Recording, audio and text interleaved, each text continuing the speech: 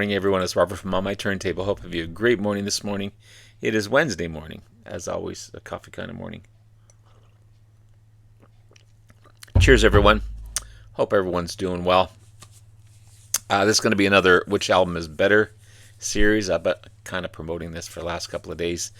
So between two amazing albums, in my opinion, and some of my favorite from this artist, on one corner you've got Elton John's 7th album, Goodbye Yellow Brick Road. Amazing, amazing stuff. And in the other corner, you've got his 9th album, Captain Fantastic and the Brown Dirt Cowboy. Two remarkable albums, right in the pinnacle of his career. Amazing, amazing stuff. Early Elton's my favorite music from this artist, for sure. One of the greatest artists, in my opinion, of all time. And you can tell when he's singing amongst groups of people. You can tell when he comes on.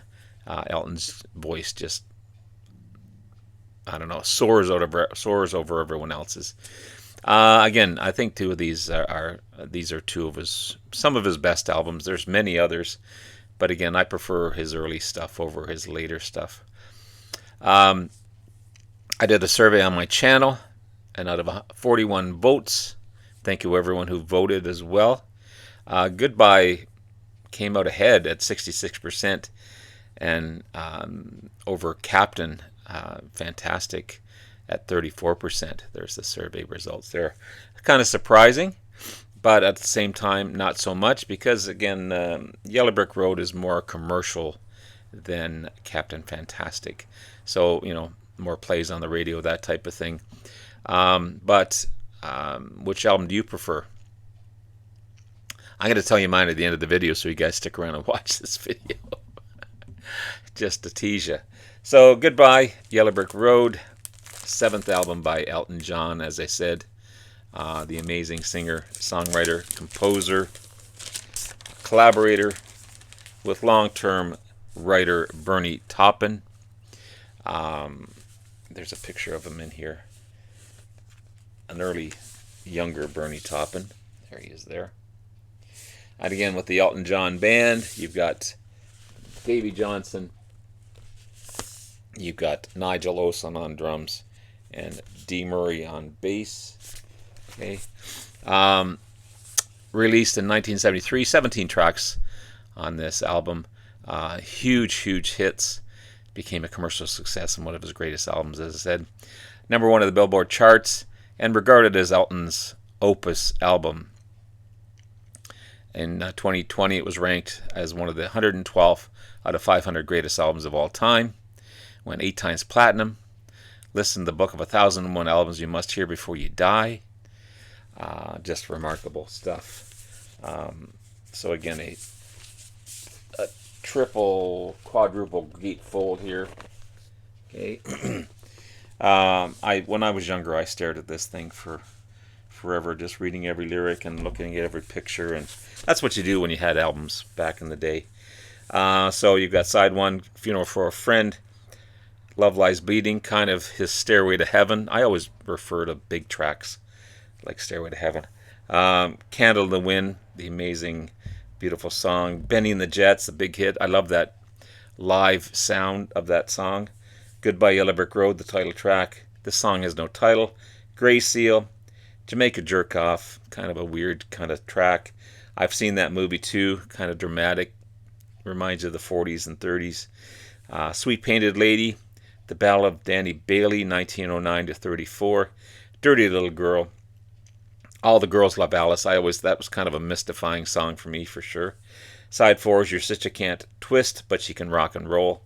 The great hit Saturday Night's All Right for Fightin'. Roy Rogers, Social Disease, and Harmony. It's kind of a mixture of some slow, easygoing tracks and some cool rockers. So there's not one side that's rocking, the other side's rocking. It's kind of mixed in together, but there's a list of tracks there if you don't know this album, and I'm sure you do.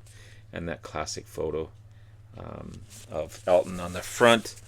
And then on the other corner, as I said, you've got Elton John's 9th album, Captain Fantastic and the Brown Dirt Cowboy.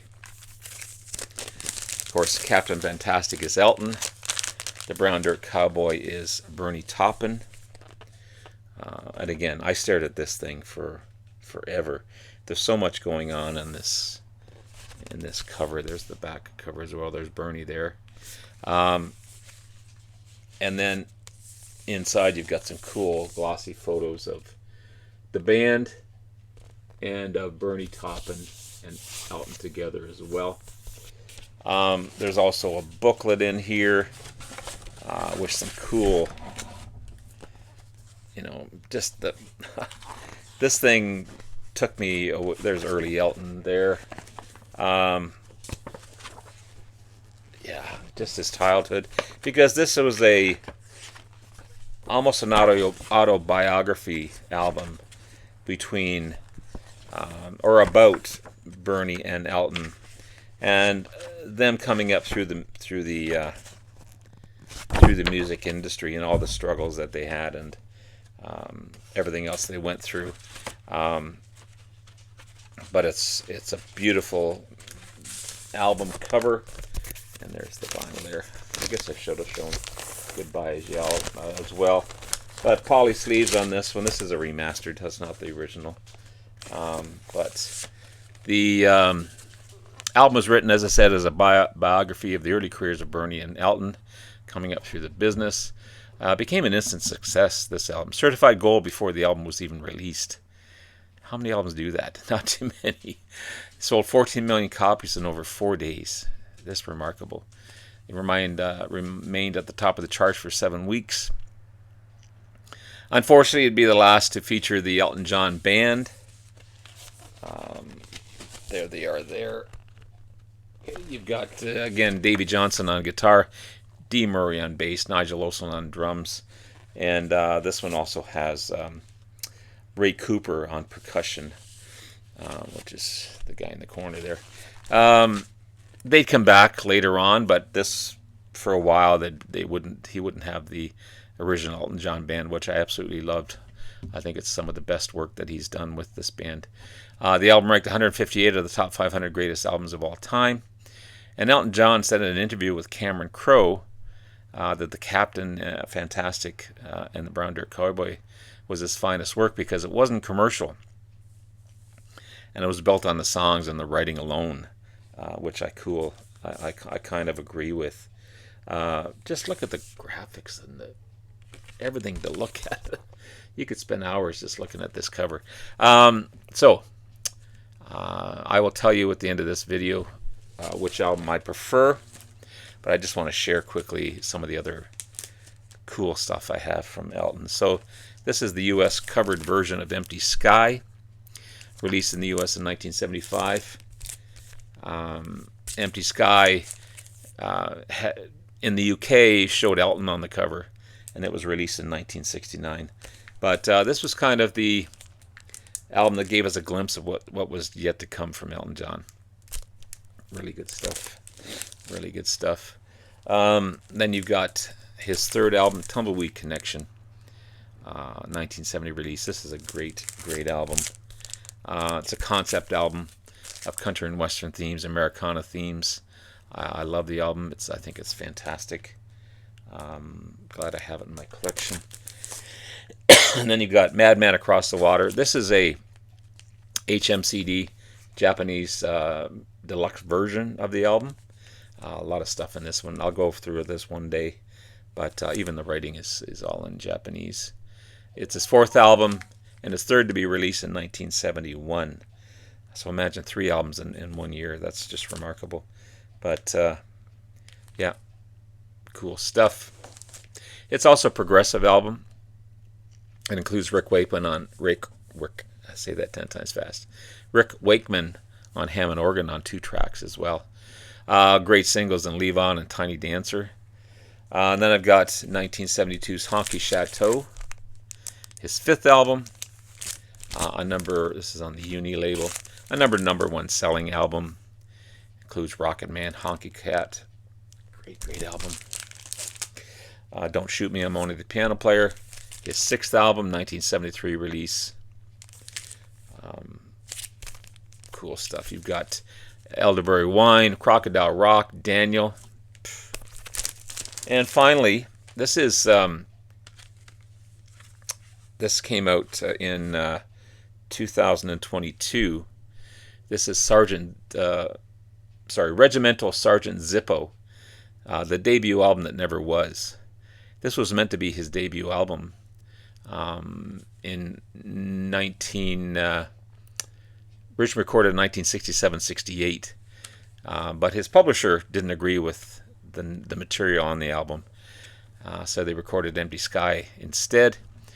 Sergeant Zippo came out in 2021's Record Store Day, and then on normal release in 2022.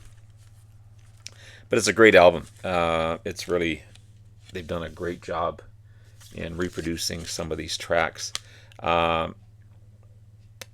Contains one previously unreleased track and 8 alternative versions in mono and in stereo.